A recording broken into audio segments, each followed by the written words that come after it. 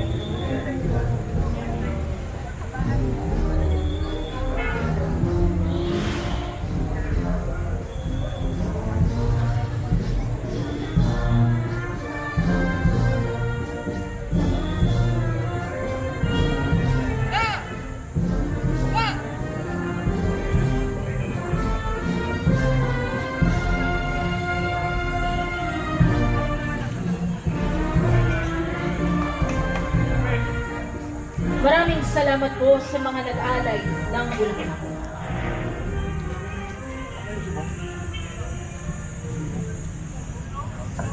Pakinggan naman po natin ang mensahe ng ating City Councilor, Angelo De Leon. Magandang umaga po sa atin at mag-extra na po babatiin.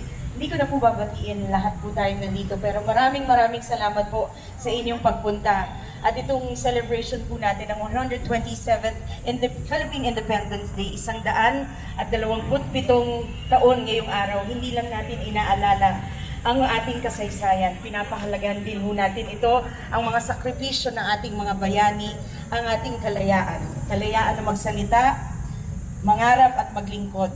Ang pagiging malaya ay hindi lang pribilehiyo, kundi pati responsibilidad ho. Nasa ating mga kamay kung ano ang klaseng bansa at pamumuno ang ipapamana natin sa ating susunod na henerasyon. Kaya salamat sa inyong pagpunta, sa inyong presensya. Sa bawat pagtitipon na tulad nito, pinapatatag natin hindi lamang ang ating pagiging Pasigenyo, kundi pati na rin ang ating pagka-Pilipino. Mabuhay ang